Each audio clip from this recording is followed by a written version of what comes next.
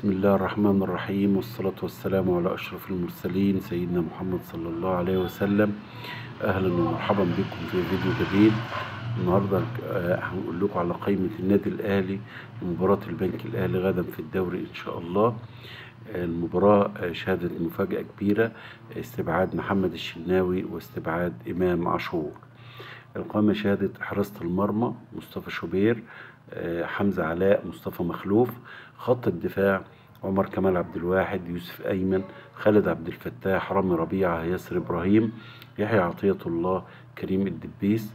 خط الوسط أكرم توفيق، بيرستاو، رضا سليم، عمرو السولية، حسين الشحات، مروان عطية، محمد مجدي قفشة، عمر الساعي، أحمد نبيل كوكا.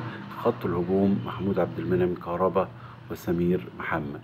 أيضا شهد القائمة استبعاد وسام أبو علي للإصابة، وكريم نيدفيد للإصابة، وشهدت كمان استبعاد زي ما قلنا محمد الشناوي.